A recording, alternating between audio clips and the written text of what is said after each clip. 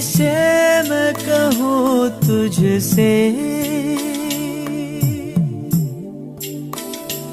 रहना है तेरे दिल में। হ্যালো এভরিওয়ান, আসসালামু আলাইকুম। সবাই কেমন আছেন? ভিডিওর কমেন্ট বক্সে অবশ্যই জানাবেন। অ্যান্ড ঈদে কে কোথায় ঘুরেছেন, কি করেছেন, সব কিছু আমাকে কমেন্টে জানাতে পারেন চাইলে। আর আমি আজকে কোথায় যাচ্ছি, কি করব, কার সাথে যাচ্ছি, সব কিছুই আপনাদের সাথে শেয়ার করব আমার এই ভিডিওতে। আজ রেডি হতে হতে আপনাদের সাথে কিছু কথা বলি। বর্তমানে 2014-এ এসেও অনেকে 90s-এর মতো ধারণা রাখে, যারা মনে করে মেয়ে মানুষ মানেই হচ্ছে গিয়ে ঘরবন্দি থাকবে, মেয়ে মানুষ যদি বের হয়, ঘোরাঘুরি করে, চাকরি করে, তাহলে তাদের চরিত্র খারাপ হয়ে যাবে। এখনও অনেক বাবা মারা মেয়েদেরকে লেখাপড়া করায় শুধুমাত্র সন্তান মানুষের জন্য, স্বামী শ্বশুর শাশুড়ির সেবা করার জন্য। এইটা কোনো কথা?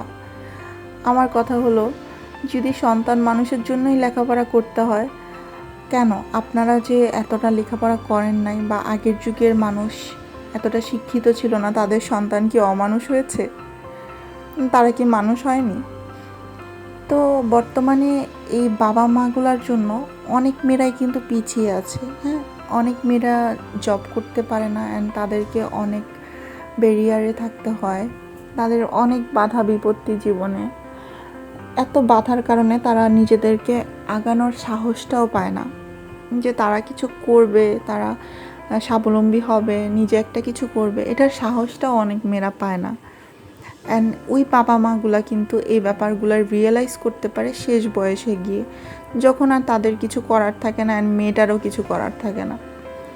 ওই শেষ বয়সে গিয়ে দেখবে অন্যদের সন্তানরা জীবনে অনেক উন্নতি করছে, ভালো পজিশনে চলে গেছে, অনেক সুখে শান্তিতে আছে, বাবা মার নিজেদের স্বপ্ন পূরণ করছে।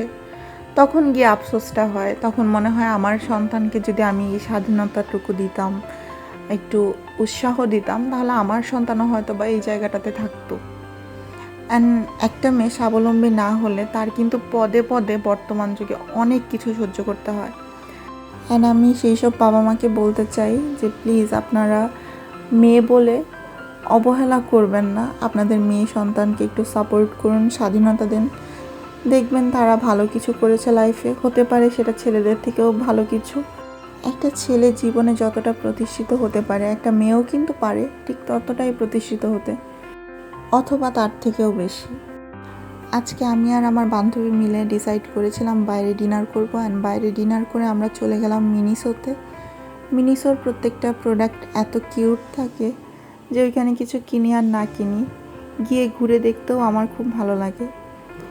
তো আমি কিছু মেকআপ প্রোডাক্ট দেখছিলাম, যদিও আমার মেকআপ তেমন করা হয় না অ্যান্ড কেনা হয় না, তারপরেও আমার দেখতে ভালো লাগে। অ্যান্ড আমার মতো খাবারের সাথে লিপস্টিক খেয়ে ফেলার অভ্যাস কার কার আছে অবশ্যই জানাবেন কমেন্টে। আমি আমার বান্ধবী মিলে একটু ঘোরাঘুরি করছিলাম, দেখছিলাম। অ্যান্ড এইটা হচ্ছে আমার অ্যাডিকশান বলতে পারেন, পারফিউম।